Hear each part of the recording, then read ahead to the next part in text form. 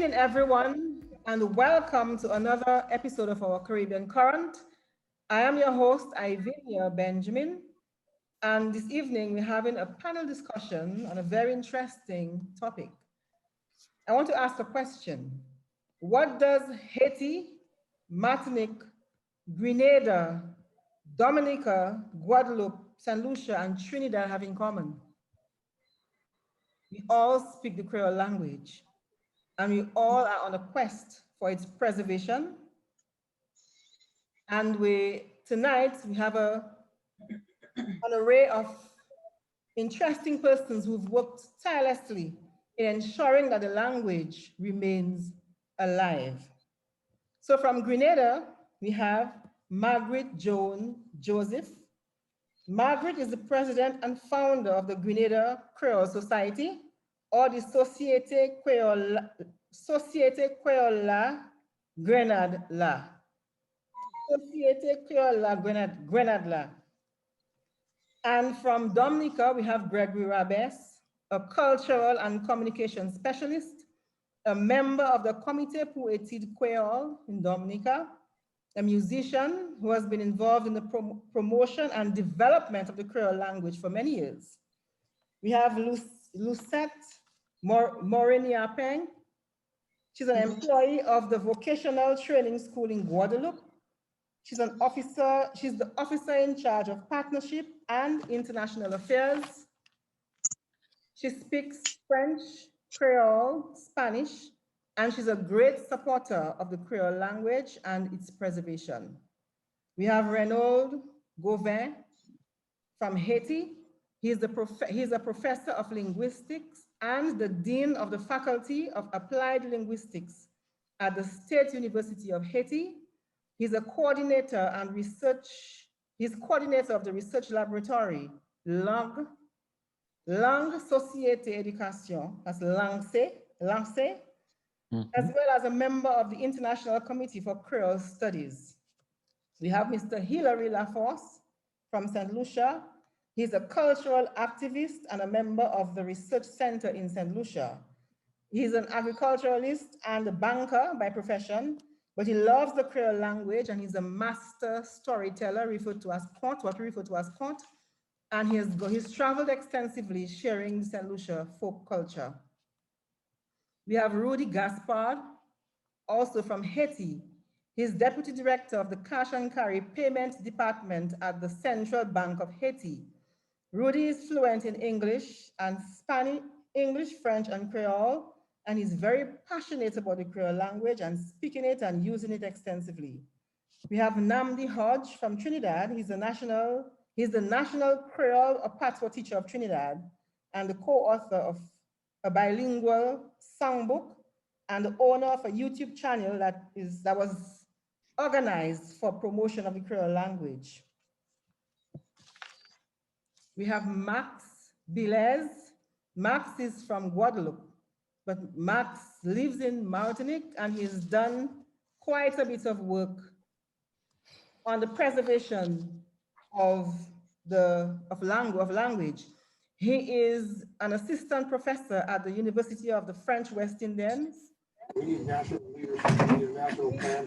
Sadly, the President of the United States, he has not actually sat down and met with his coronavirus task force for 5 months. Somebody has an audio on. Everybody stand by and stay on top of it. Somebody has an audio on that needs to be turned off. All right, so we have Max Bilez. Although Max was born in Guadeloupe, Max lives in Martinique. He is the assistant professor at the University of the French West Indies. He is in the research field in anthropology and linguistics.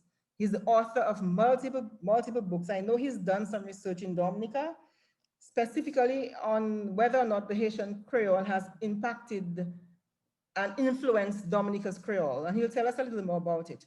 So all of our panelists have been introduced, so welcome everybody. Okay. Thank you. It's a pleasure to have all of you because I'm from Dominica and I'm a lawyer by profession, but I love our culture and I love the language. So tell me, Max, what is it about the Creole language that moves you? So, in fact, as I told you that I studied in France, so I was not a Creolist research worker, but I've studied philosophy and anthropology. When I came back there in Martinique, I have to follow students at the university. So I met an opportunity at the Creole department. And it was naturally that I decided uh, to study Creole and to study culture. So in Martinique, for example, students are learning Creole at the university from bachelor study to the PhD. So I have 3 years of bachelor's, 2 years of master's degree, and PhD after. And in elementary and secondary schools, they can learn to English, Creole. So we are trying in our laboratory to help to better understand the language, to study the Creole. And our laboratory is funded by an important linguistic research worker in Martinique. He's dead now. It's Professor Jean Bernabé. I know that Gregory and the other one, maybe Renaud, knew this man. So all is being done to improve the language, because we have a problem in our countries, in the French West Indies, because for us, we have a diglossia between French and Creole. We have French education, and all is down all is down in our countries, in our territories, to help us to understand French, to better understand French, in order to study French, and all is down for us to look for the motherland, and the motherland for us is France. So, sorry. Go ahead. So the education is focused on the French system and the French language. But some of our people in here, some research workers, are doing all in order to study Creole, to better understand the language, phonology, linguistic, and all aspects of the language, and try to do that in different areas in the territories, for example, at the radio, TV station, and so on, to speak Creole. But as I'm not from here, I'm from Guadeloupe, and there is a difference between Guadeloupe and Martinique. In Guadeloupe, we can speak freely Creole. We have no problem with Creole. Not here. It's a bit different here in Martinique. But all is down to improve the learning of the language. So what I can say, Zoe? So in Martinique, you're not allowed to speak Creole openly? You can do it, but there is a problem. You know, the assimilation is not the same than in Guadeloupe. In Guadeloupe, people are most rooted, are fighting their culture. Here, it's not the same way. So what is the background? How did Creole find its way into Martinican culture?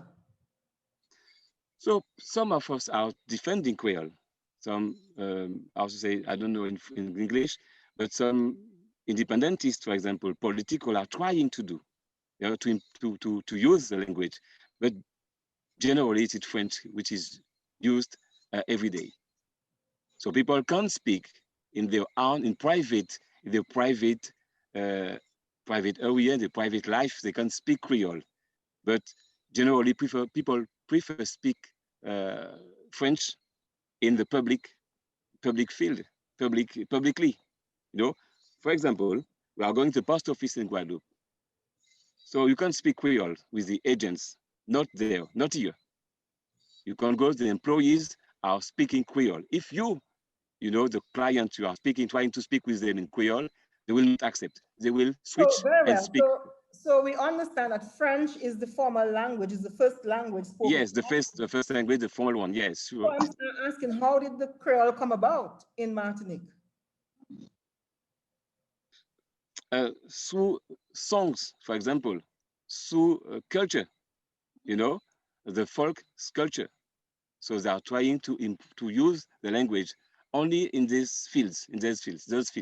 Okay. Lucette, in Guadeloupe, what's the situation with the Creole language in Guadeloupe? We're hearing Max saying that in Martinique it is not encouraged very highly in certain quarters. But in Guadeloupe, what's the situation? Actually, I mean, I don't know if it's so different. I think in Martinique, I spent some years ago in Martinique, and I would hear people speaking Creole. And I think Woody's smiling when I'm speaking, because every time he tries to, when we speak, he says we should speak in Creole. And I just don't feel the opportunity to speak with him in Creole. And this is what I'm going to do with people when I work, the language at work is French. But informally, when I would speak with colleagues, we could speak in Creole. It would depend.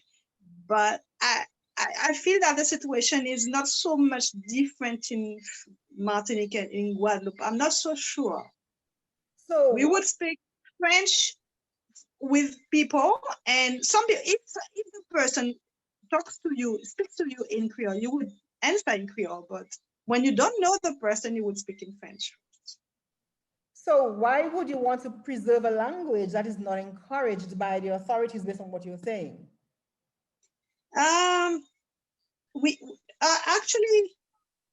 We are proud of our Creole, so we will speak it really freely. So we will have a lot of, it's our culture. So we will do a lot of things in Creole. So I don't think we have the problem of preserving. It's something natural. We have the music.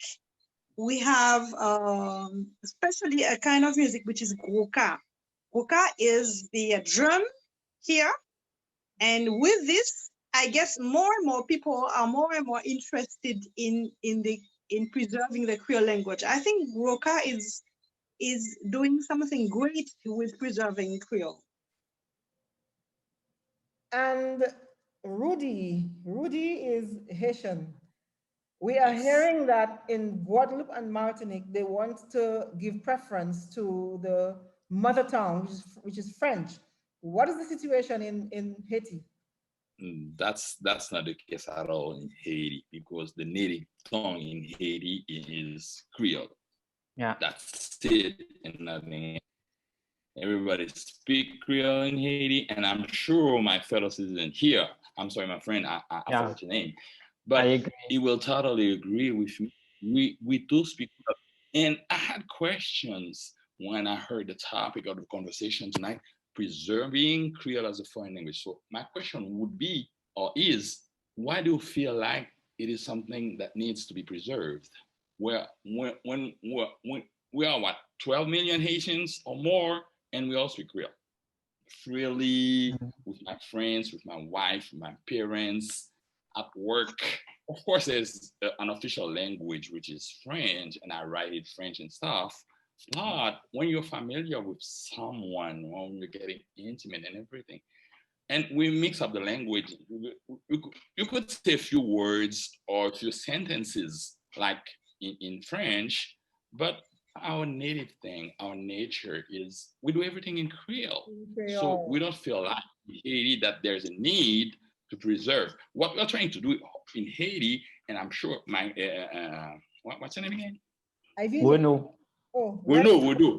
Who knows that better than me? There are people that Dr.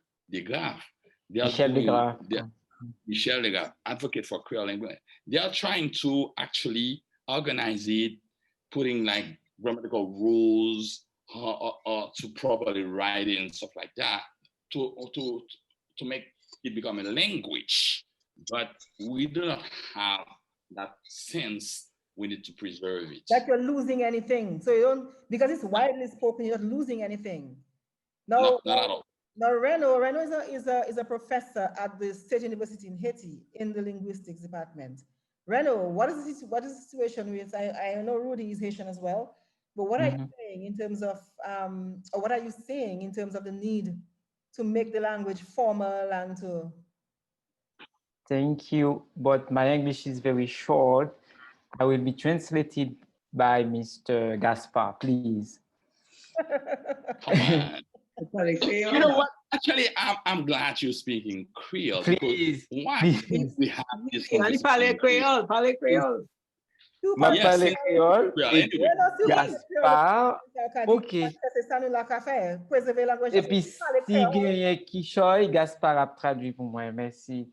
Alors, situation en Haïti est différente de Guadeloupe et de Martinique parce que créole n'a pas évolué dans la même niche écologique en Haïti par rapport à Guadeloupe. En Haïti, tout ça ou dit ce dio, c'est ça m'appelle le dit tout. En Haïti, nous gagnons une situation qualifiée de diglossie, mais qui pour moi-même pas une diglossie vraie parce que nous pas jamais de situation côté où gain français avec créole, yo pratiqué en situation de répartition fonctionnelle. Nous gagnons créole qui c'est langue 100% tout haïtien qui vivent en Haïti jusqu'à un certain âge. Il t'a même dit jusqu'à fin adolescent, moun sa parlait créole, même s'il partit à l'étranger, il retournait après 10-20 ans, il parlait créole, même si il y a un pile d'expression qui est à la mode, dans le moment où il retournait, il ne pas connaît, ça c'est normal. Dans toute communauté américano-caraïbe de manière générale, côté nous jeunes un créole, ils pratiquent un créole ou un créole qui se tient en français en général. Haïti, c'est communauté non seulement où il y a plus quantité de monde qui parle créole, ou 10 sont évoqués et 12 millions, mais en même temps, c'est côté créole là gagne une vitalité linguistique qui est plus fort parce que tout haïtien parle créole et créole en théorie, je ne vais pas dire que ça en théorie, c'est première langue de scolarisation en Haïti. Right. Alors, pour que ça me dit en théorie, je ne vais pas dire en pratique. Parce que il y a une réforme éducative qui a arrêté en 1979. Il y a eu les réformes Bernard parce que c'est le ministre de l'Éducation qui est en place à l'époque, c'était Bernard. Même si c'est 3 ans plus tard, il a commencé à expérimenter les réformes en 1982. Même si tout, il n'y a pas de jamais arrivé mettre en place, Jean Otedoué fait là. Réforme ça prévoit pour yo commencer avec créole dans l'école et scolariser ti moun dans créole, sorti première année, arrivé dans 4e année. À partir de 4e année, il a commencé à enseigner en français, mais créole a continué langue d'enseignement jusqu'à 6e année. C'est à partir de 7e année, français peut venir prendre le relais, il peut venir tourner une langue. Mais la vie alors français pas tuer créole Haïti.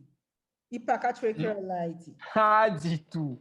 Pas du tout. Right. So, vitalité ethnolinguistique créole a tellement fort en Haïti. Toute la vie haïtienne réalisée en créole.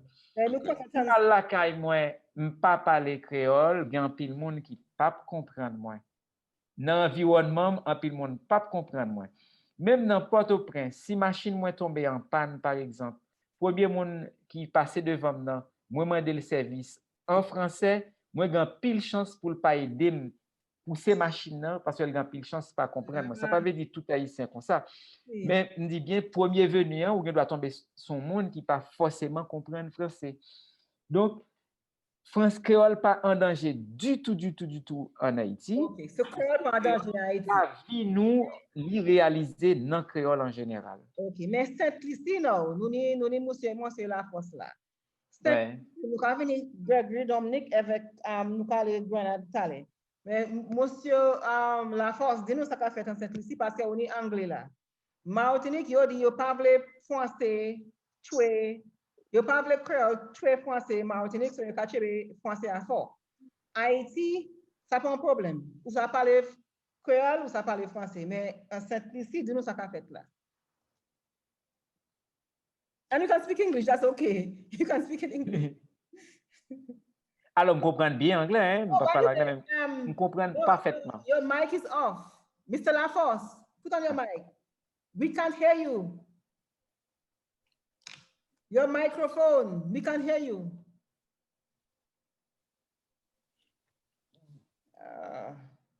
We can't hear him.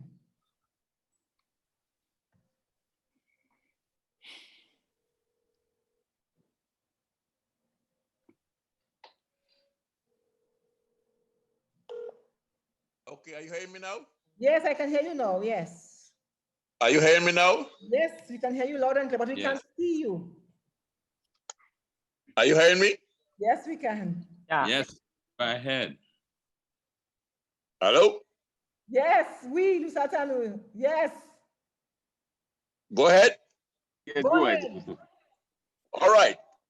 In St. Lucia, we are basically bilingual, English and Creole.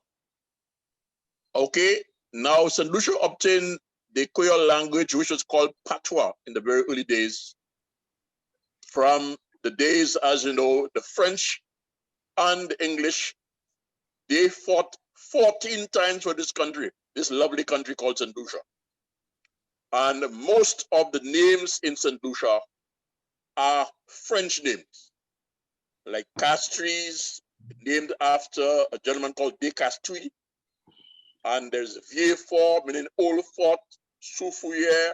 In fact, some of the names out here are also in Martinique. For example, names like Font Saint-Jacques and Marigot. So for the longest while, St. Lucia has been in speaking the language, Creole language. But in the early days, under the colonial system, efforts were made to dissuade people from speaking this language because it was considered the language of the illiterate. However, in 1973, an organization called the Folk Research Center was established by a priest called Monsignor Patrick Anthony. At the time, it was Father Patrick Anthony. We know Paba. Who sought to preserve the culture of St. Lucia, including the Creole language. And since that time, efforts have been made to teach people to read and write the language. Now, there have been resistance to accept, and up to now, since that time, to accept the Creole language in the formal English, the formal system of education. Most of the time, when you speak to the people in charge, they have the opinion that it would affect children's English, which we normally say is nonsense, because there are countries that have several languages and one language don't affect the other once it has been done properly. So as a result, we've been having a hell of a time trying to have the powers that be accept the Creole language in the formal system. However, some of us who are basically adamant in ensuring that the language is preserved began bringing the language to the radio station. And we've had two main speakers of the language who up to this day are on radio, a gentleman called Sam Flood, more popularly known as Jukwa. In fact, he was actually introduced to radio by a gentleman called Earl Huntley, who used to be the ambassador to Haiti at one time, the CARICOM ambassador. And this continues up to now. As a matter of fact, this gentleman has a radio program which is the most popular radio program in St. Lucia. Then there is a gentleman called Marcellus Miller, who up to this day, as far back as almost 30, 40 years ago, began the program on radio, and it continues up to this day. What we at the Folk Research Center, because I am also a member at one time, I worked there, only last year I retired, we have been ensuring that we organize Creole classes for the reading and writing. We have 2 Creole dictionaries. One that was prepared many years ago by a gentleman called Mondesi, Michael Mondesi. And after this, there was another one that was prepared about almost 15 years later. And this particular dictionary is online. There's also an app on it, and it has been doing quite well. People have been using it. So on the streets, so one of the areas that we have been promoting, in fact, when October 20th was declared International Creole Day, we at the Folk Research Center embraced that initiative, and we decided to expand it not only for the language, but all cultural activities, what we call the Creole, basically. We obviously call the language Creole, but we say Creole for all activities that is being done by the local Creole peoples. And that has been successful since 1984, every year except on 2 occasions, one time in 2010 when there was a hurricane that prevented the activity from going on. And of course, this year, COVID has since affected the celebration. So now on the streets in St. Lucia, you hear the Creole. So I want to know, how are you able to ensure that it is actually spoken on the streets? Power on.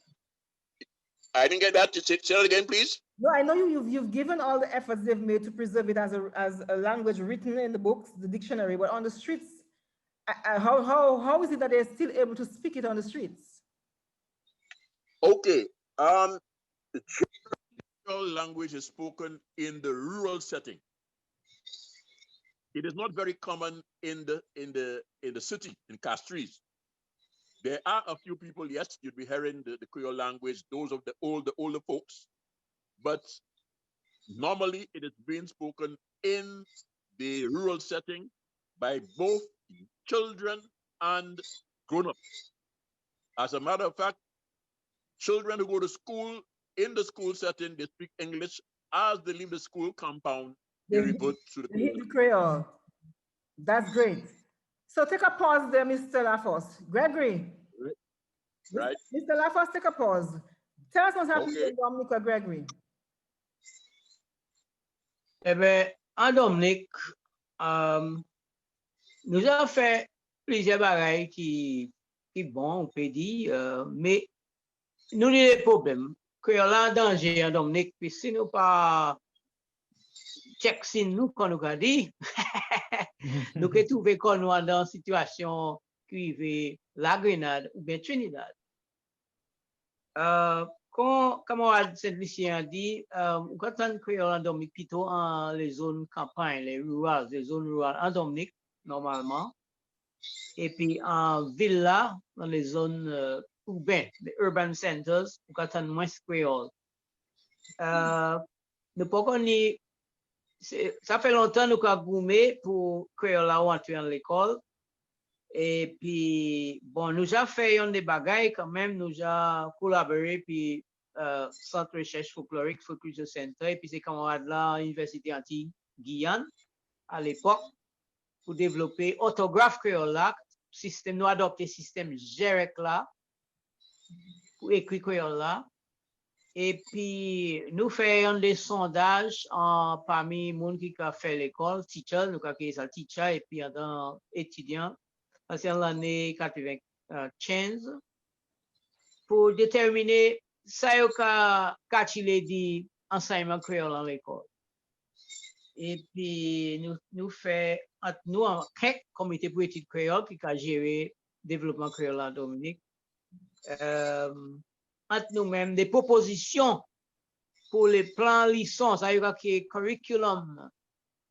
Et puis, ces jours-là, ça, bon, discussion et puis débat sur langue créole, divini créole, créole en éducation, est très fort en Dominique ces jours-là, ça, parce que, bon, nous sortions par fête indépendance, ça c'est saison créole là, mais en même temps, même période là, ça, récemment là, nous perdons des grands métamailleurs qui nous perdons chanteur qui est mort dans un accident très tragique. et puis il était fait un chanter à ce même problème à créole là. Là, nous à l'école, mettre l'école de battre, nous calotte pour langage créole. Ça, c'est un monsieur qui est Pierre Lavassière. Et puis nous perdons notre grand monsieur, un grand défenseur de créole, en radio communicateur, en membre aussi. Et non, c'est Félix Anderson. Ah, et puis, c'est là, moi, c'est des grands monsieur, ça, très récent, très récent. Ça veut dire ça a impulsé, ça a poussé un grand débat ici en Dominique en ce moment-là. Ça, il y a un commentaire sur les médias sociaux, Facebook, WhatsApp, sur le programme radio, sur la presse, sur créole en l'école. À part de ça, nous avons dit glossie à Dominique, notre langue officielle là, c'est anglais. En Martinique et puis Guadeloupe, c'est français. Et puis, quand langue anglaise, c'est officiel en tout domaine formel, nous avons la même situation et puis créole là, en cette ici parfois en Martinique. Parfois, moun qui parle créole et puis anti même, vous savez, anti même, entre copains, mais en situation formelle, ils peuvent plutôt parler anglais. L'autre bail qui est très important, c'est ça, c'est jeune monde là, alors dit jeune monde pas capable parler créole. Encore, ou il pas capable parler créole, ou peut-être il ça comprendre mais il peut pas parler, ou pendant il pas ni confiance pour parler. Donc il y a plusieurs éléments qui et puis ça si on va nous pour faire plus investigation pour établir et déterminer situation vraiment et puis créole là parmi les jeunesses. J'ai fait mon là, tous ces monde là en haut 50, la grande majorité mon en haut 50 Dominique parler créole. Normalement, ils pas parler créole sans problème. Eh bien, globalement, ça c'est la situation en créole Dominique à présent. Mais ça m'a quand Gregory aussi en Dominique, c'est ça, mon qui parle créole, qui mettait mot anglais dedans. So, il a commencé en parler en créole. Mais deux, trois mots anglais qui viennent. So, you can anglicize créole là-dedans. Eh bien, quand en Haïti aussi, hein? Et puis, oui. En Haïti, par exemple, il y a une très influence fort, puis les Américains ont envahi Haïti, alors. Et puis, so, il y a, on peut parler de blackout en Haïti, par exemple. Et bien, Dominique, langue de référence, c'est pas français.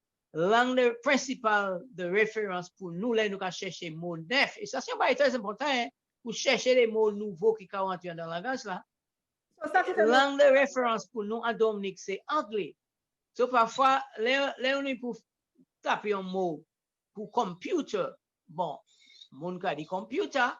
Mais quand Dominique situé entre Guadeloupe et Martinique, nous avons trouvé bon épée influence pédi de Martinique et Guadeloupe. So, en Dominique, par exemple, nous avons servi ordinateur et puis nous avons servi computer. So, ça, c'est une situation très intéressante en Dominique.